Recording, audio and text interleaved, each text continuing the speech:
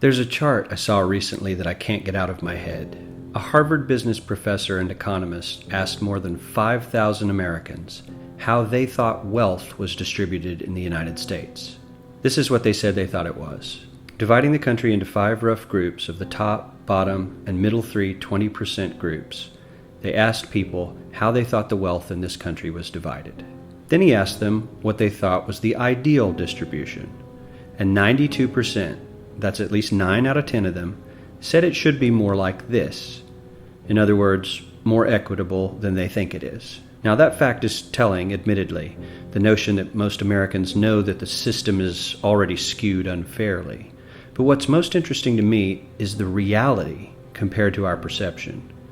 The ideal is as far removed from our perception of reality as the actual distribution is from what we think exists in this country. So ignore the ideal for a moment.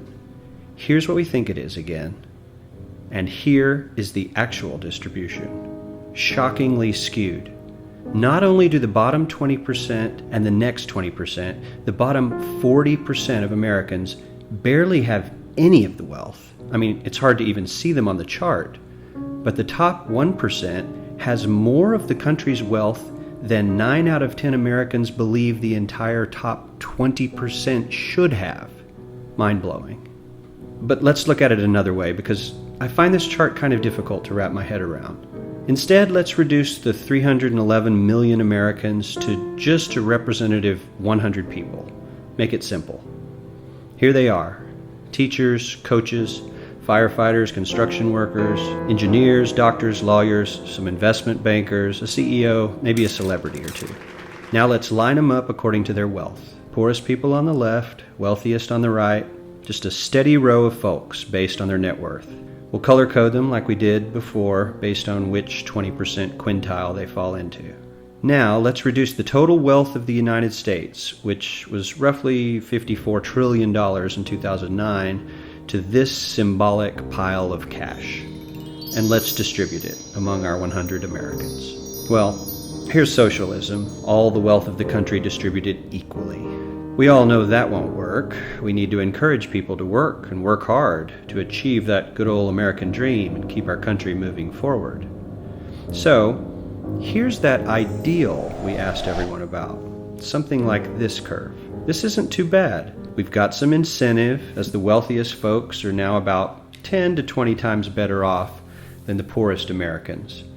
But hey, even the poor folks aren't actually poor, since the poverty line has stayed almost entirely off the chart. We have a super healthy middle class with a smooth transition into wealth. And yes, Republicans and Democrats alike chose this curve.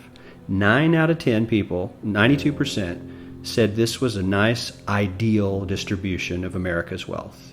But let's move on. This is what people think America's wealth distribution actually looks like. Not as equitable, clearly, but for me, even this still looks pretty great.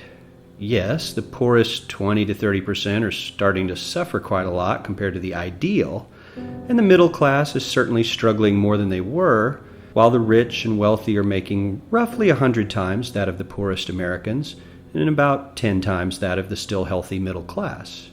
Sadly, this isn't even close to the reality. Here is the actual distribution of wealth in America. The poorest Americans don't even register. They're down to pocket change, and the middle class is barely distinguishable from the poor.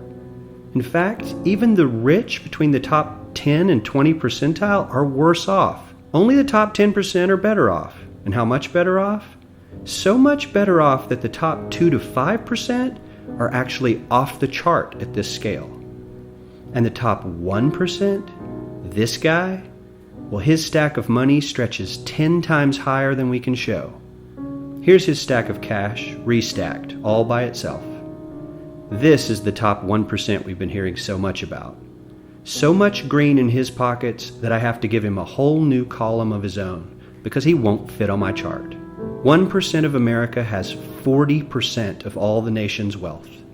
The bottom 80%, 8 out of every 10 people, or 80 out of these 100, only has 7% between them. And this has only gotten worse in the last 20 to 30 years. While the richest 1% take home almost a quarter of the national income today, in 1976 they took home only 9%, meaning their share of income has nearly tripled in the last 30 years. The top 1% own half the country's stocks, bonds, and mutual funds. The bottom 50% of Americans own only 0.5% of these investments, which means they aren't investing. They're just scraping by. I'm sure many of these wealthy people have worked very hard for their money, but do you really believe that the CEO is working 380 times harder than his average employee? Not his lowest paid employee, not the janitor, but the average earner in his company. The average worker needs to work more than a month to earn what the CEO makes in 1 hour. We certainly don't have to go all the way to socialism to find something that is fair for hardworking Americans. We don't even have to achieve what most of us consider might be ideal. All we need to do is wake up and realize that the reality in this country is not at all what we think it is.